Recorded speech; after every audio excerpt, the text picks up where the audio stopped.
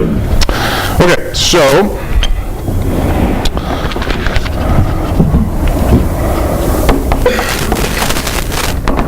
like I said, big O is really like a less than or equal to, and so you'd obviously want to be able to say the opposite too, a greater than or equal to, and so that's what big omega is. So we say one function is big omega of another, and it's exactly what you'd expect. Okay, so in English, if and only if eventually it's lower bounded by some multiple of f of n. So if and only if there exists constants c and n naught such that t of n is at least c times f of n for all n at least n naught. The corresponding cartoon would be as follows.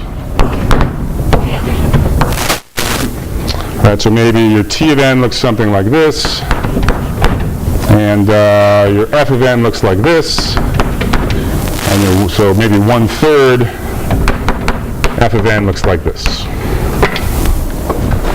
Okay, so 1/3 would be your constant c, and as before, the crossing point is n naught. Okay, eventually this multiple of f of n passes below t of n, stays there forevermore. Again, big omega gives you only one-sided information. Right, it says t of n is in some sense at least f of n, but it could be way, way more. So the way that you say that two functions are the same up to constant factors, essentially, is what big theta is.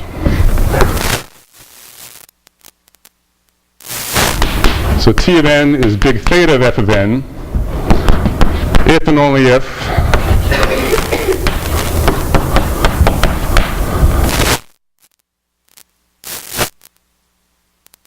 is big O of f of n, and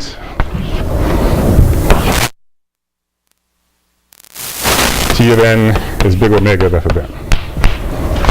Okay?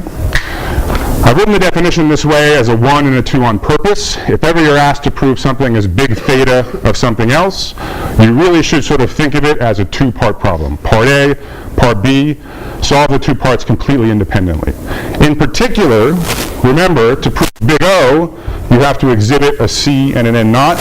To prove big omega, you have to exhibit a C and an N naught. You are totally free to make different choices for those constants in the two different parts. Okay, so it's just a two-part problem. So, I hope we're all on the same page. But for example, if you had a function like, whoops,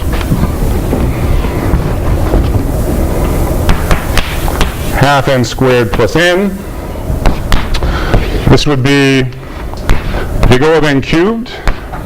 It's kind of sloppy, but it's true. It would be big omega of n, kind of sloppy, but it's true. But then precisely you would say it's big theta of n squared. So roughly speaking, theta is sort of like asymptotically equal. Okay? Any questions about the definitions, the examples? Yep.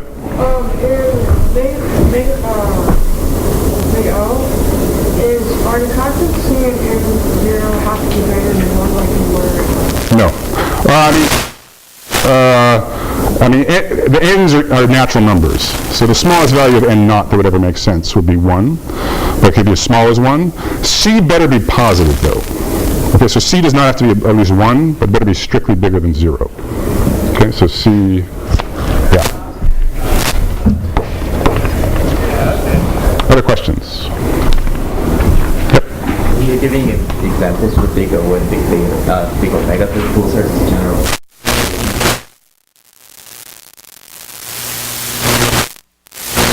Right. Yeah, so it's also true that it's, in particular, in asserting that it's theta of n squared, I'm asserting that it's O of n squared and big omega of n. I'm just saying these are also, I just want you to be aware, big O and big omega give you only one-sided information. Okay? Yep. Would you ever have to for a lower bound case? In practice, it's rare. I mean, basically, to tractably analyze the performance of an algorithm, you need to discard some details, and so that's going to introduce at least a small gap. Okay, so that's why when you're proving big theta, you really want to use different values of C and N naught in the two different parts. Okay. Okay, because just to give yourself some slack. Other questions? Yep.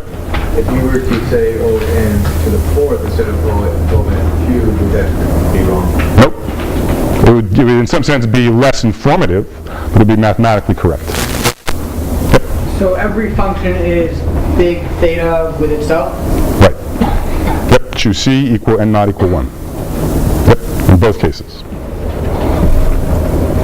Have a good weekend. See you Tuesday.